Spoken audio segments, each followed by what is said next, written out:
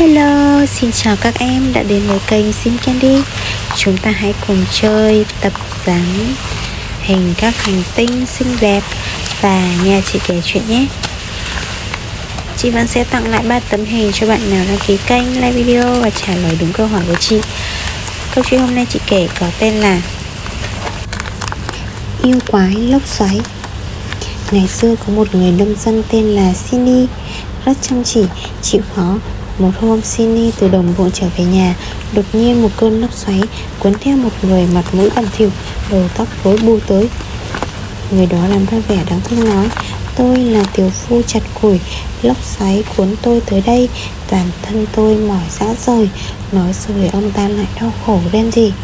Cindy đưa ông ta về nhà, nấu cơm cho ông ta ăn, đun nước cho ông ta uống, rồi bảo ông ta đi ngủ. Ban đêm gió rít ầm ầm, Cindy sợ người lạ bị lạnh nên đi đắp chăn cho ông ta. Anh bước tới giường thì thấy ông là một con quái vật và đã hại chết cha mẹ anh. Lúc ấy Cindy mới hiểu mình đã mang quái vật về nhà. Anh rất đau lòng, quyết định trả thù. Cindy đội chậu gỗ lén trốn ra ngoài, nhảy xuống sông. Anh trôi giạt dưới nước 3 ngày 3 đêm. Chậu gỗ dần dần trôi vào bờ. Trên bờ có một bà lão đang khóc thảm thiết. Cindy đi tới trước mặt bà lão, tha thiết nói: "Bà ơi, bà đừng khóc nữa." Bà nắm tay Cindy và nói: "Chàng trai dũng cảm ơi, con gái của tôi bị yêu quái lốc xoáy bắt đi rồi." Rồi bà lại khóc nức nở.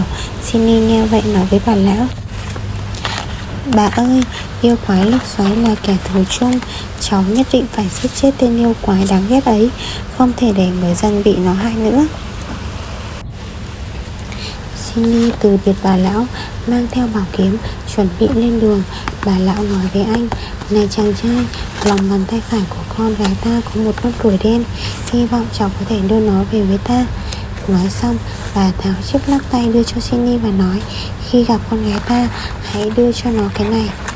Cindy đi mãi tới trước một ngọn núi hoang, nhưng vẫn không tìm thấy yêu quái lốc xoáy.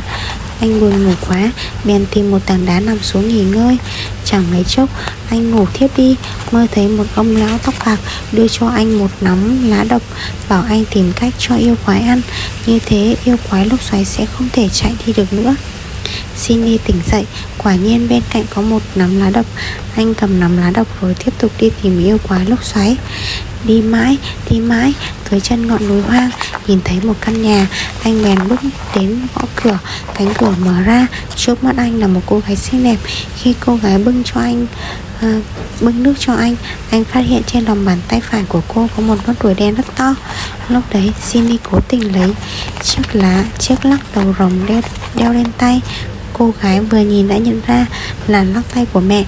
Bỗng chốc nước mắt rơi lã chã. Cindy nói: "Xin cô tha lỗi cho sự mạo muội của tôi. Nếu tôi đoán không nhầm, cô chính là cô gái bị yêu quái lốc xoáy bắt đi." Cô gái nghe xong thì khóc nấc lên thành tiếng. Cindy vội tháo chiếc lắc đưa cho cô và kể chuyện anh gặp mẹ cô. Cindy lấy nắm lá độc, bảo cô xào nó cùng với thức ăn của yêu quái lốc xoáy. Cô gái nói với Cindy rằng yêu quái sắp về, bảo anh trốn mau đi. Yêu quái lốc xoáy quay về, cô gái lập tức bưng ra một đĩa thức ăn và một bình rượu. Nó ngửi thấy mùi thơm liền ngồi xuống ăn vừa khen: "Ngon quá, ngon quá."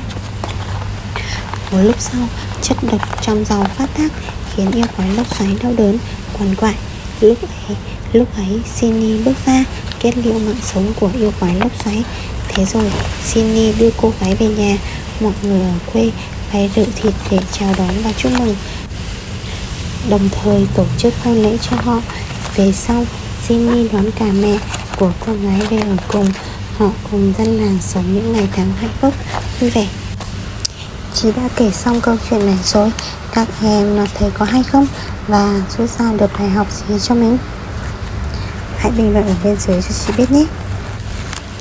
Câu hỏi hôm nay chị dành cho các em đó là Cindy đã bảo cô gái làm gì để có thể hạ gục được tên yêu quái?